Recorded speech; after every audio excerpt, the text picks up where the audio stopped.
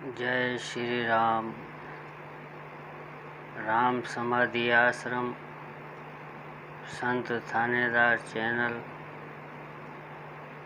को देखने व सुनने वाले सभी साधकों को हमारा प्यार भरा प्रणाम। आज हम महात्मा श्री रामचंद्र जी महाराज प्रिय नाम परम संत श्री लाला जी महाराज की हस्तलिखित पुस्तक रामायण की रूहानी तशरीह बालकांड पर जो व्याख्या की गई है उसे सुनेंगे। परम पूज्य लाला जी महाराज ने जन साधारण तक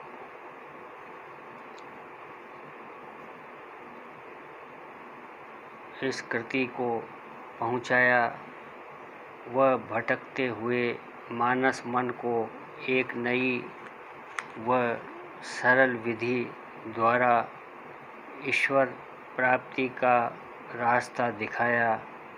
इस पुस्तक में परम पूज्य लाला जी महाराज ने रामायण की आध्यात्मिक व्याख्या की है जो अपने आप में अनूठी है। आशा है आप सभी धर्म प्रेमियों को पसंद आएगी।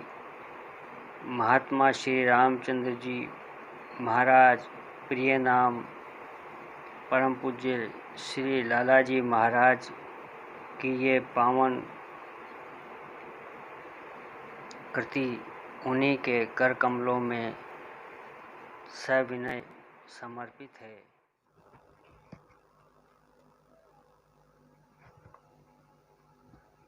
रामायण की रूहानी तशरीह बालकांड अब आगे 48वें प्रकरण की तोजीह है।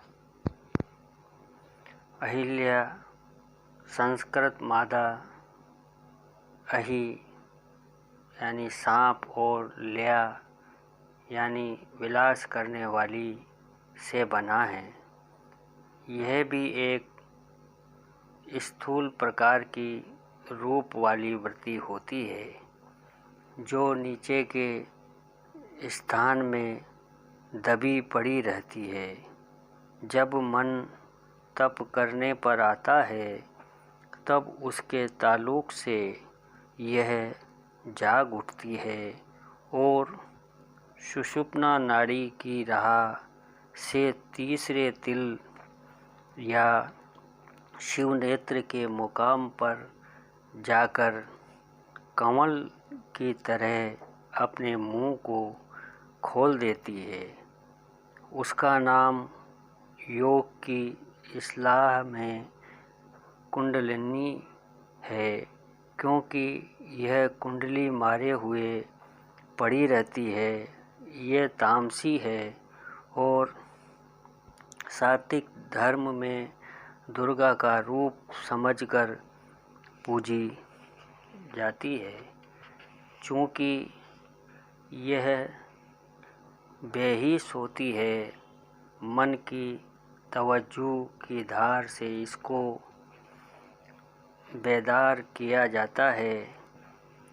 यह इस मन के जगाए हुए बगैर शिव नेत्र के स्थान पर खुलना मुश्किल होता है। आगे चलकर शिव धनुष को तोड़ता है, इसलिए इसका जागना भी असर लाजमी है। 34वें प्रकरण से लेकर 48वें प्रकरण तक की तोजीह दशरथ वाले शरीर राम रूपी ब्रह्म मन अपने अपने अंशों बुद्धि रूपी भरत, चित्त रूपी शत्रुघ्न और अहंकार रूपी लक्ष्मण को साथ लिए हुए 3 गुण सत, रज और तम सिलसिले में प्रकट हुए। कौशल्या सत, सुमित्रा रज और कैकेयी तम थी। इस मन की अनेक वृत्तियाँ होती हैं। यम और नियम रूपी तादीबी मरहलों से गुजरता हुआ इस मन ने सिर्फ खास वृत्तियों को धारण किया है। पहली वृत्ति वशिष्ठ रूपी जब्त को ताकत थी। वशिष्ठ लफ्ज़ शासन हुकूमत से निकला है। यह बिल्कुल इब्तदाई वृत्ति है जिसके सहारे राम उठने बैठने, बोलने चालने और मामूली तौर पर समझने बूझने के काबिल हुए। फिर उन्होंने विश्वामित्र रूपी दूसरी वृत्ति को कबूल करके अपने आप को नेक और धर्मात्मा बनाए और ब्रह्मचारी होकर ब्रह्म यानी नेकी में चर्या करने लगे। इस तप की जिंदगी में वह कुंडलिनी रूपी अहिल्या नामी वृत्ति को जो हालत मजूलियत में पड़ी थी, अपने बल से जिंदा करके आसमान यानी मन के चिदाकाश की तरफ भेज देते हैं और ज्ञान की गंगा में नहाते हुए फिर जनकपुर यानी मन के खास मुकाम हृदय चक्र की तरफ चले। जनक नाम है पैदा करने वाले का। इस शरीर में इसी मुकाम को जनलोक की अक्सी तस्वीर समझना चाहिए। बगैर इस मरहले के तय किए हुए आगे का रास्ता नहीं खुलता। यहाँ आकर राम सीता नामी वृत्ति का तसव्वुर करते हैं। सीता शब्द संस्कृत लफ्ज़ शही से निकला है जिसके मानी बांधने से है। यह भी जब्त की दूसरी ज़बरदस्त और सच्ची वृत्ति है। बगैर इसके सिद्ध किए हुए काम नहीं निकलता। इसी 10 वाड़ वृत्ति से रावण रूपी पहाड़ को बांधकर तब उसको मजबूत किया जाता है। यही अहम को नाश करने वाली है। इसके बगैर न आज तक ज्ञान हुआ न होगा। यह प्रकृति का सूक्ष्म भाव है। बगैर प्रकृति के सूक्ष्म को मदद के कभी ज्ञान प्राप्त नहीं होता। इसकी सख्त ज़रूरत है। जनक कहते हैं, पैदा करने वाले का मन जो विदेह यानी जिस्म में रहता हुआ भी जिस्म वाला नहीं है, यूँ तो वह जनलोक का मुवक्किल और अधिष्ठाता है। यहाँ नर शरीर में उसका अक्स रहता है और उसी से सीता या जानकी रूपी वृत्ति पैदा होकर राम रूपी ब्रह्म यानी मन से मिलती है। सीता उस लकीर को कहते हैं जो हल जोतने से खेत में बनती है। यह वृत्ति सोच और विचार के से हाथ आती है। इससे मिलने के पहले शतानंद वगैरह हजारों सुख को वृत्तियाँ इस मन से मिलती हैं। राजा वगैरह जो धनुष यज्ञ में शरीक हुए थे वह और किस्म की ताकत वाली, जब्त करने वाली और हुकूमत करने वाली वृत्तियाँ हैं। कोई इनमें से नेक होती है और कोई बुरी। राम रूपी ब्रह्म मन इनकी तरफ मुतलिफ्त नहीं होते। इनको नज़रअंदाज करके और करते हुए सिर्फ सीता रूपी वृत्ति का तसव्वुर करते हैं, जिसके हासिल करने में सिर्फ लक्ष्मण रूपी अहंकार की वृत्ति और विश्वामित्र रूपी नेकी और मित्रता की वृत्ति मददगार रहती है। 3 तरह के शागिल हैं: कर्म, उपासना और ज्ञान।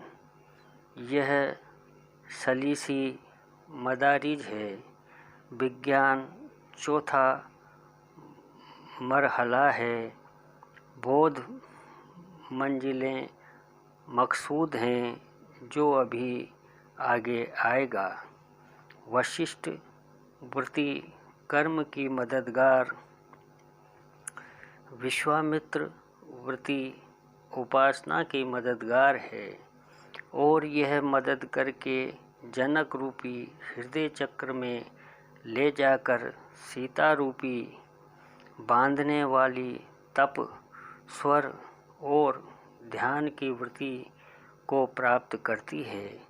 यह वृत्ति उस वक्त हासिल होती है जब शिव का धनुष तोड़ा जाता है। शिव का धनुष क्या है?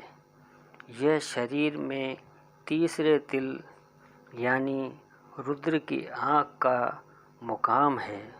दोनों भुवों के बीच में इन दोनों आँखों से जरा आगे एक तीसरी आँख है जो शिव नेत्र कहलाती है। इन तीनों आँखों की शक्ल मजमूई शक्ल का नक्शा बिल्कुल कमान की सूरत का है और जहाँ इस कमान का चिल्ला होता है वह तीसरे तिल का स्थान है। इस जगह से कमान को तोड़ा जाता है।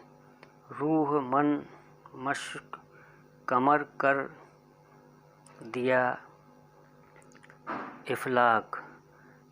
इसका मतलब यह है कि मेरी रूह ने चाँद के 2 टुकड़े कर दिए और वह आसमान पर चढ़ गई। इसको ख्वाह मश्क कमर कहो या मश्क कमान कहो, ख्वाह तीसरे तिल का वेदना कहो। यह तीसरा तिल नुक्ते सुवेदा भी कहलाता है। इस नुक्ते सुवेदा पर काबू पा लेना भक्ति की हद है। यह उपासना की इंतना है। जिसने इस पर दस्तरस पाई वह पूरा भक्त हो गया। विश्वामित्र को हद सिर्फ यहाँ तक ही है। इसके आगे ब्रह्म ज्ञान की हद शुरू होती है। पंथाइयों में इस मंजिल के आगे जो मरहला आता है वह ओंकार का स्थान त्रिकुटी होता है। त्रिकुटी में तसलीसी मदारिज को यह त्रिकूट नामी पहाड़ है, जिसके सहारे या जिस पर लंका यानी अज्ञान आबाद है। अज्ञान हमेशा ज्ञान के आधार पर रहता है। जब यह त्रिकुटी यानी 3 गुण सत रज तम का तसल्लिसी मुकाम या उसके तसल्लिमी मवक्किल विष्णु, ब्रह्मा और शिव के रूप को जान लेता है, तब अज्ञान रूपी रावण मर जाता है। परशुराम परसे का जिसको आधार हो वह परशुराम है। परसा कहते हैं औजार को। भक्ति का कार्य बगैर आधार के और बिना सहारे के नहीं चलता। जिस वक्त भक्ति की हद यानी रुद्राक्ष या शिव नेत्र या तीसरा तिल या नुक्ते सुमेधा पर फतेह मिलने की होती है, उस वक्त शिफली उपासना का संस्कार लड़ने पर आता है। हालांकि ज्ञान की प्राप्ति में यह तसब्बुर और ध्यान सिर्फ मददगार चीज़ थी, बतौर खुद मंजिले मकसूद नहीं थी। मगर सहारे का आदि मन अपनी टेक छोड़ते हुए सख्त घबराता है और इसलिए इस सहारे की वृत्ति को लक्ष्मण रूपी अहंकार वृत्ति से कशमकश होने लगती है। सख्त मुकाबले की नौबत आती है।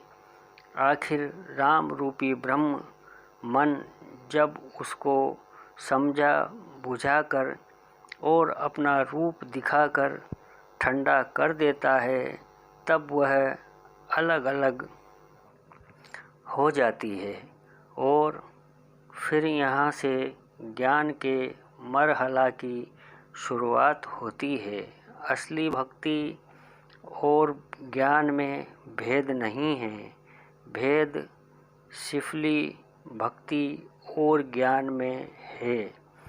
शिफली भक्ति में कट्टरपन, तंगदिली, गुस्सा, तासुब और तंग ख्याली होती है। वह सिर्फ कहने की भक्ति है जो हकीकत में काबिल कदर चीज़ तो है, मगर सिर्फ एक हद तक। इस शिफली भक्ति को सूक्ष्म भक्ति से तब्दील करना पड़ता है, तब जाकर ज्ञान मिलता है। जो लोग आमिल और शागिल नहीं हैं, उनको समझाना मुश्किल पड़ता है। पहले अगर सतगुरु का सत्संग कुछ दिनों करके अमल और शगल से भी थोड़ा ताल्लुक़ पैदा कर लिया जाए, तो यह आसानी से जहन नशीन हो जाए। मगर यहाँ मानता कौन है? पहले कर्म, उपासना, भक्ति हो, तब ज्ञान का अधिकार मिले। 51वां प्रकरण। पाणी ग्रहण। संस्कृत लफ्ज पाणी माने हाथ और ग्रहण माने पकड़ना से बना है। इसका मतलब यह है कि मन ब्रह्म ने अपनी वृत्ति माया को अख्तियार किया और इसी तरह बुद्धि, चित्त, अहंकार की निस्बत भी समझ लेना चाहिए। जब तक मन अपनी सच्ची वृत्ति को, जो उसकी शक्ति है, नहीं संभालता, तब अज्ञान का नाश नहीं होता। अहंकार की वृत्ति इस कदर लतीफ़ होती है कि वह उससे जुदा करके नहीं दिखाई जा सकती। यह लक्ष्मण के अलग अलग रहने का मतलब है। विवाह संस्कृत लफ्ज़ भी माने बहामी और वह माने लेने से बना है। इसका भी वह ही गर्ज है जो पाणी ग्रहण की है। यज्ञ हवन, यज्ञ पूजा, हवन हो मानी जमीन में सुराग बनाकर आग को प्रवेश करके आहुति देना। विश्वामित्र के रुखसत होने का मतलब यह है कि अभी तक नेकी और मित्रता को अहमियत दी जा रही थी, अब उसका स्थूल रूप तो जाता रहा, सूक्ष्म रूप से उसका संस्कार दिल में कायम हो गया। 5 बजे। इस गर्ज 5 किस्म के अहनद शब्द यानी अंदरूनी आवाज़ से है। आरती ध्यान शक्ति की मनसूनी और ख्याली रोशनी में रूप का साक्षात्कार करना है। इस बालकांड में ब्रह्म मन की इस्तदाई लीलाओं का वृत्तियों की, मस्या की और जुहूर की सूरत में बयान किया गया है। इस मरहले में सिर्फ इसी कदर बयान करने की ज़रूरत है क्योंकि वह दशरथ रूपी जिस्म में पूरी तरह से रहकर उसी का खेल खेलता है। ओम शम।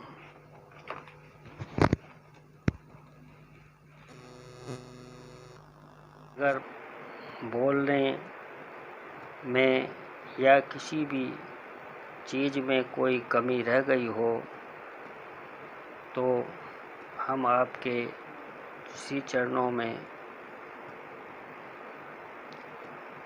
प्रणाम करते हुए आप सबसे माफ़ी चाहते हैं।